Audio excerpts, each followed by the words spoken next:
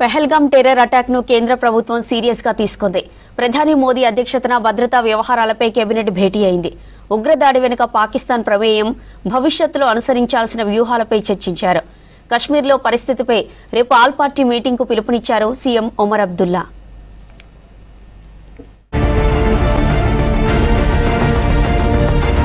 జమ్మూ కాశ్మీర్లోని పహల్గాం టెర్రర్ అటాక్ను కేంద్ర ప్రభుత్వం సీరియస్గా తీసుకుంది. ఉగ్రదాడుల నివారణకు తీసుకోవాల్సిన చర్యలపై ప్రధాని మోదీ అధ్యక్షతన భద్రతా వ్యవహారాలపై కేబినెట్ భేటీ అయ్యింది. కేంద్ర మంత్రులు అమిత్ షా, రాజ్నాథ్ సింగ్, జైశంకర్తో పాటు త్రివిధ దళాల అధికారులు హాజరయ్యారు. ఉగ్రదాడి వెనుక పాకిస్తాన్ ప్రమేయం, భవిష్యత్తులో అనుసరించాల్సిన వ్యూహాలపై చర్చించారు. పహల్గాంలో టూరిస్టులపై దాడి పిరికి పంద చర్య అన్నారు రక్షణ మంత్రి రాజ్నాథ్ సింగ్. ఒక నిర్దిష్ట మతాన్ని లక్ష్యంగా చేసుకుని దాడి చేశారన్నారు. ఉగ్రదాడిలో ప్రాణాలు కోల్పోయిన కుటుంబాలకు సంతాపం తెలిపారు. దాడికి పాల్పడిన వారు ఎక్కడ దాక్కున్నా వదిలిపెట్టేది లేదని చెప్పారు. తెర వెనుక నుంచి అటాక్ చేయించిన వారికి బుద్ధి చెబుతామన్నారు. త్వరలో దేశ ప్రజలు స్పష్టమైన ప్రతిస్పందనను చూస్తారన్నారు రాజ్నాథ్. टेररिज्म के खिलाफ हमारी जीरो टॉलरेंस की पॉलिसी है.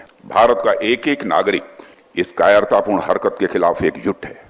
मैं इस मंच से देशवासियों को आश्वस्त करता हूं, घटना के मद्देनजर भारत सरकार वो हर कदम उठाएगी जो जरूरी और उपयुक्त होगा, और हम सिर्फ उन लोगों तक नहीं पहुंचेंगे जिन्होंने इस घटना को अंजाम दिया है, हम उन तक भी पहुंचेंगे.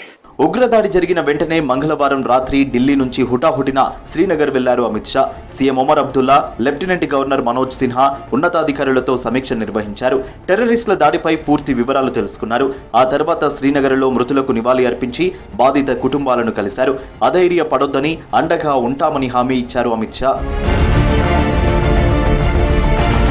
జమ్మూ కాశ్మీర్లో ఉగ్రదాడి జరిగిన బైసెరన్ ప్రాంతాన్ని సందర్శించారు కేంద్ర మంత్రి అమిత్ షా. శ్రీనగర్ నుంచి ప్రత్యేక హెలికాప్టర్లో స్పాట్కు చేరుకుని పరిశీలించారు.